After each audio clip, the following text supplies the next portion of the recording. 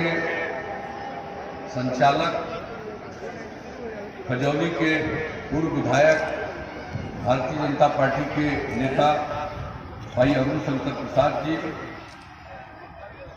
झंझारपुर लोकसभा क्षेत्र से जनता दल यू राष्ट्रीय जनतांत्रिक गठबंधन एनडीए के उम्मीदवार भाई रामकृष्ण मंडल जी, यहाँ इस कार्यक्रम में उपस्थित भारतीय जनता पार्टी के नेता और मेरे मंत्रिमंडलीय सहयोगी भाई विनोद नारायण झा जी, राजनगर के माननीय विधायक भाजपा के नेता श्री रामकृष्ण पासवान जी,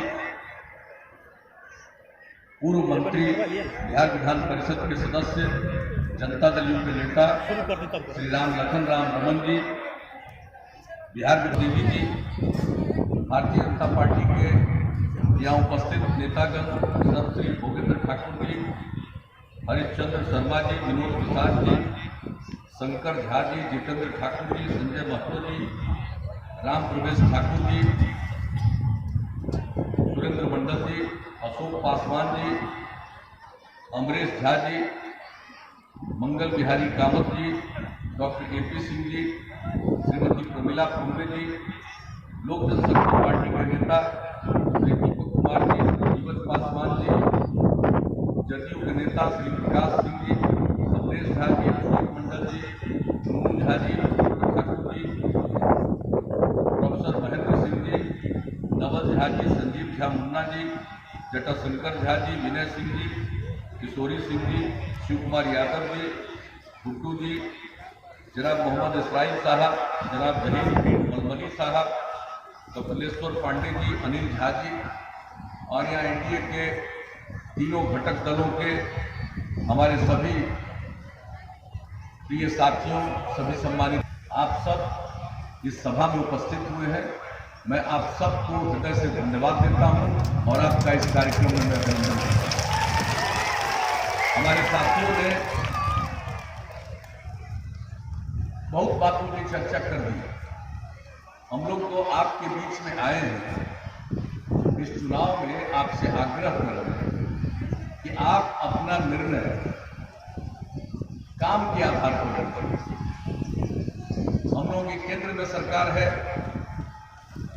माननीय नरेंद्र भाई मोदी जी के नेतृत्व में, और जो देश के लिए उन्होंने काम किया है, देश की इज्जत बढ़ाई है, देश की प्रतिष्ठा बढ़ी है, देश का विकास हुआ है, और जिस प्रकार से आतंकवाद का जवाब उन्होंने दिया है, उससे देश के हर नागरिक का मान और शान बढ़ा और उन्होंने देश के विकास के लिए काम किया, बिहार के विकास के लिए काम किया। और मैं आपको बताना चाहता हूं कि जो गरीब गुरबा तबका है, अब गरीब परिवारों में किस तरह से हमारी बहनों को, महिलाओं को धुआं झेलना पड़ता है खाना बनाने में, चाहे गोईठा पर बनावे, लकड़ी में बनावे, किस परिस्थिति में लोगों को झेलना पड़ता था। और उससे छुटकारा दिलाने के लिए उन्होंने गरीब परिवारों को रसोई गैस की उपलब्धता के लिए प्रधानमंत्री उज्ज्वला योजना चलाई और बड़े पैमाने पर लोगों को रसोई गैस उपलब्ध हो गया, जिसके चलते अब आग को धुआं से बहुत ज्यादातर परिवारों को बचत हुई। कोई मामूली बात नहीं। फिर उन्होंने आयुष्मान भारत योजना की शुरुआत कराई।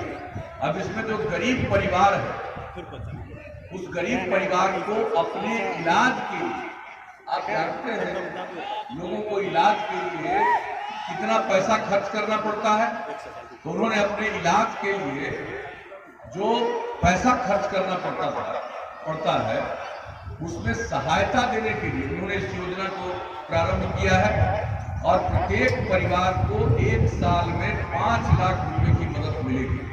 तो ये साधारण बात नहीं है। सब लोगों की सूची बन गई और उसके आधार पर योजना का क्रियान्वयन शुरू हो गया। इस तरह की अनेक योजनाएं, अनेक योजनाएं उन्होंने जो हाल में लागू की है कृषि के क्षेत्र के लिए और किसानों की मदद के लिए, कि हर किसान को जो खेती करते हैं उनको हम 6,000 रुपए की मदद देंगे सरकार की तरफ से, केंद्र सरकार की तरफ से। और एक बात जान लीजिए, ये कुछ पार्टी के लोग जो आज न जाने कैसे कैसे शब्दों का प्रयोग करते हैं। अब वैसी परिस्थिति में ये कहेगा कि कर्ज माफ कर देंगे, ठीक है कर्ज माफ कर दो, लेकिन आप जरा बताइए कि हर देश का हर किसान क्या कर्ज लेता है? देश के किसानों की अगर मदद करनी है तो सबसे बड़ी उनकी जरूरत क्या है? किसान जब खेती करता है तो उसको पैसा लगाना पड़ता है, पूंजी लगाना पड़ता है। अगर हम उनको मदद कर दें, खेती में जो वो पैसा लगाते हैं उसमें हम मदद कर देंगे तो उनको पैसा कम लगेगा और खेती से उनकी आमदनी बढ़ जाएगी। तो ये योजना उन्होंने शुरुआत करा दी और इसका नाम दिया है प्रधानमंत्री किसान सम्मान निधि योजना। तो अब इस तरह की योजना चलाते हैं और उसके बाद देश की प्रतिष्ठा तो बढ़ी है। अब हम बिहार की चर्चा करें। बिहार में तो हम लोगों को आप लोगों ने 13 साल से काम करने का मौका दिया है। हम तो भाई आपकी सेवा करते रहते हैं, हमारा कोई दूसरा काम नहीं। और लोग न जाने क्या अनाप शनाप वक्तव्य देते रहते हैं। मैं किसी का कोई जवाब नहीं देता हूँ, जिसको कोई रुचि है, मेरी कोई दिलचस्पी नहीं है, मैं तो उसको संज्ञान में भी नहीं लेता हूँ कि कौन क्या अनाप शनाप बोल रहा है। हमारी दिलचस्पी काम में। और आप जानते हैं इस देश के महान समाजवादी नेता लोहिया जी सारे कांग्रेस के विरोध में समूचे दलों को एकजुट किया था 67 के पहले 1967 और 9 राज्यों में गैर कांग्रेसी सरकार बनी। तो बिहार में जब सरकार बनी और सब जगह सरकार बनी तो उन्होंने एक ही कहा और वो 1967 में चले गए अक्टूबर महीने में। लेकिन उन्होंने अब सब लोगों को कहा कि देखो अब सरकार में आने का मौका मिला है, जुबान मत चलाओ, काम करो और काम ऐसा करो कि तुम्हारा काम बोले। काम से बोलना जरूरी है, जुबान से बोलना जरूरी नहीं है। और हम छात्र जीवन से लोहिया जी की इस बात को सदैव ध्यान में रखते हैं, इसलिए मेरी रुचि रहती है काम कर रहे हैं। जुबान क्या चलाना है भाई? इस लोगों की तो रुचि है खाली जुबान चला। और हम लोगों ने बिहार में इतना काम किया और काम तो अपने स्तर से कर रहे हैं, चाहे सड़क की बात हो, स्कूल हो, अस्पताल हो, किस क्षेत्र में पुल पुलिया, आपदा प्रबंधन, कौन सा काम है जिसको हम लोग रुचि नहीं लेते हैं। हमने तय कर दिया है कि बिहार के जो दूर दराज के इलाके हैं वहां से भी चलकर राजधानी सड़कों को उन्होंने नेशनल हाईवे के रूप में स्वीकार किया। हम लोगों ने बहुत जगह सुझाव दिया और उसके अलावा केंद्र सरकार ने अपने स्तर पर देखा और सड़कों के चौड़ीकरण का, नए पुलों के निर्माण का, पुलों के समानांतर कई पुलों के निर्माण का, इस प्रकार की कई चीजों को उन्होंने मंजूरी दी है। और अकेले बिहार में केंद्र सरकार की तरफ से सिर्फ सड़क और पुल के क्षेत्र में 50,000 करोड़ रुपए की योजना स्वीकृत करके उस पर काम करना शुरू किया। आप बताइए ऐसी सरकार रहेगी तो हम लोग का कौन उद्धार होगा? और हम लोग अपना काम कर रहे हैं। अब आप सोच लीजिए हम लोगों का संकल्प क्या है। एक तो कानून का राज कायम रखेंगे और दूसरा न्याय के साथ विकास के रास्ते पर चलेंगे। और न्याय के साथ विकास का रास्ता का मतलब है बिहार के हर इलाके का विकास और समाज के हर तबके का उत्थान। तो हमने तो समाज के किसी तबके की उपेक्षा नहीं की है। कोई इलाका बचा नहीं है जिस इलाके में हम लोग काम नहीं कर रहे हैं। अभी हमारे एक साथी ठीक बोल रहे थे, आप जरा बताइए कि ऐसा कोई परिवार बचा है बिहार में जिसको बिहार सरकार की योजनाओं का उसको सीधा लाभ नहीं मिल रहा? कोई ऐसा व्यक्ति नहीं निकल सकता है कि नहीं। आप किसी भी क्षेत्र में देख लीजिए, समाज के हर तबके के लिए हम लोगों ने काम किया, किसी की उपेक्षा नहीं। चाहे हिंदू हो, मुसलमान हो, किसी धर्म को मानने वाले लोग हों, चाहे ऊंची जात के हों, पिछड़े वर्ग के हों, अति पिछड़े वर्ग के हों, दलित हों, महादलित हों, आदिवासी हों, स्त्री हो, पुरुष हो, सबके कल्याण के लिए काम किया। बिहार में जिस तरह से नारी सशक्तिकरण के लिए, महिला के उत्थान के लिए काम किया गया है, क्या ये उदाहरण नहीं बना है देश में? और बाहर से भी लोग आकर अध्ययन नहीं करते हमारे यहाँ की स्थिति की, हमारे महिलाओं की क्या स्थिति की हासियत। और आज जो बात करते हैं 15 साल मौका मिला है एक परिवार को शासन चलाने का, पति पत्नी का राज था। और 2001 में पंचायत का चुनाव हुआ था तो किसी को आरक्षण मिला था, और 2005 के नवंबर में हम लोगों को काम करने का मौका मिला, और 3 महीने के अंदर पंचायत का चुनाव होना था। हम लोगों ने कानून बनाया, अनुसूचित जाति जनजाति को आरक्षण दिया 16 और 1% का क्रमशः, और अति पिछड़े वर्ग को 20% का आरक्षण दिया। कौन पूछता था अति पिछड़े वर्ग को? क्या उनकी समाज में प्रतिष्ठा थी? मुखिया नहीं हो पाते थे, शायद ही कोई मुखिया बनता था।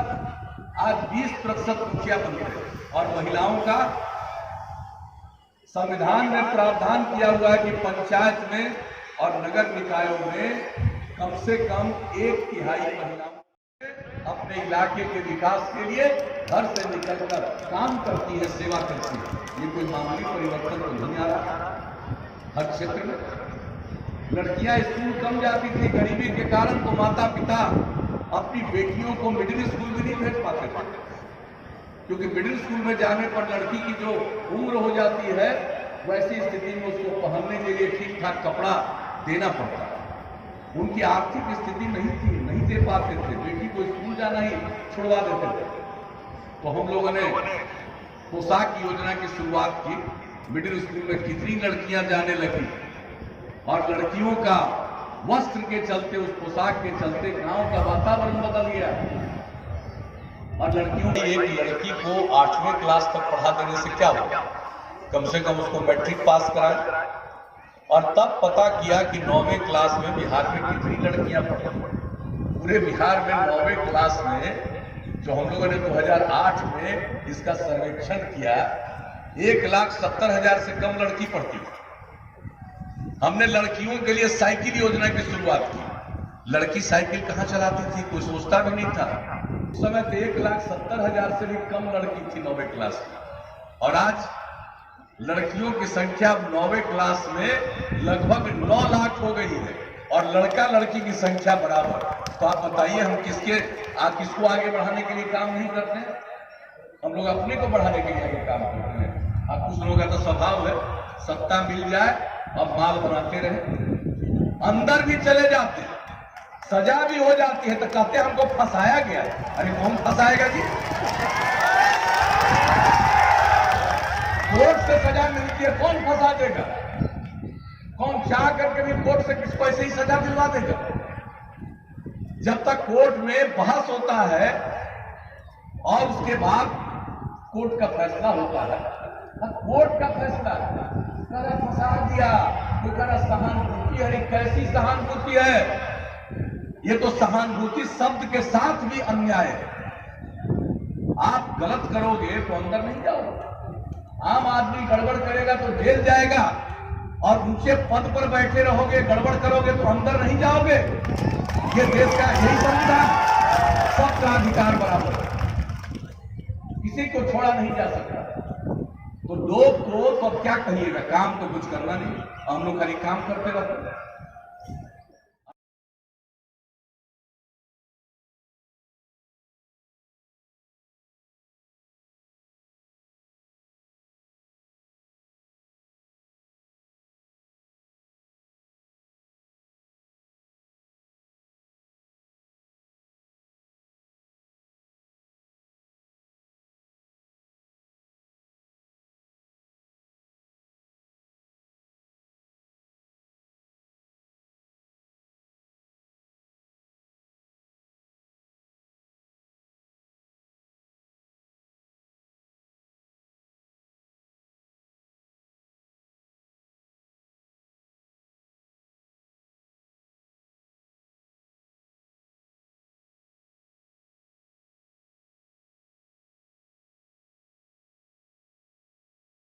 आपका अपना YouTube चैनल जयनगर न्यूज़ को सब्सक्राइब करें और पहले समाचार प्राप्त करने के लिए बेल आइकॉन पर क्लिक करें।